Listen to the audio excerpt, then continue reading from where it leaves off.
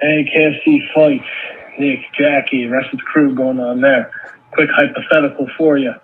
So let's just say, classic movie trope. For example, KFC. Let's say there's an evil clone of fights that comes into your reality. So there's two exactly even Feitelbergs in front of you. And you have a gun, and you don't know which one is the real fights, and you don't know which one is the bad fights. What is the one question you ask fights to say which one is the real one? Only the real fights would be able to answer this question. Then you ask the question. What is that question that you ask fights so that he can tell you that he's the real one instead of Yeah, we get it. Yeah, I get it. First of all, I want to say one thing real quick. Are we still pretending my hair is red? This is so blonde. I hate you so much. I was waiting for something real to come out of your mouth there. Are we kidding? We're pretending this is red. Oh my God! Now, I hate you. Nick, can you screenshot this? We're pretending this is red. Yeah, on no planet, on 0 planets. This is a great question.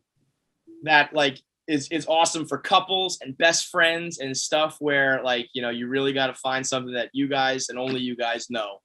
It's tough for us because so many of our stories we've shared and told that a lot of people could know our inside jokes and stuff, so much of our lives are public. But I think I know of one that I know we've both, when we bring up this one night out together, there's always one story that we tell regarding the night.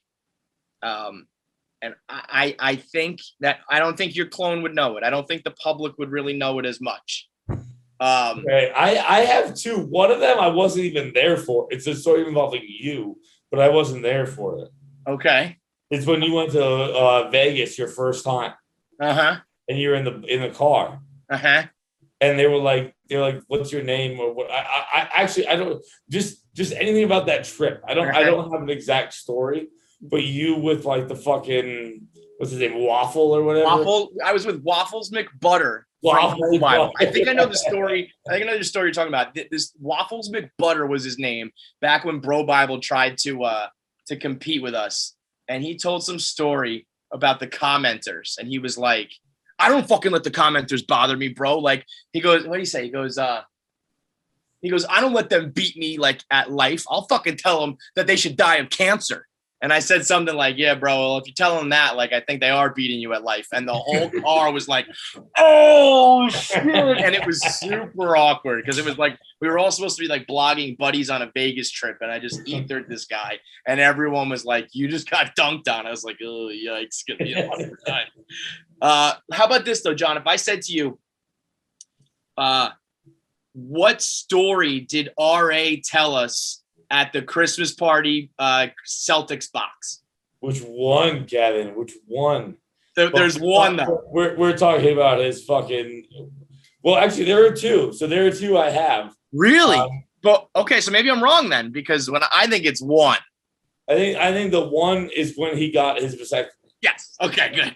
Yes. Yeah. What's the second one that even compares? Yeah, when he told fucking Maurice that he looks like Bill Russell. Bill Russell.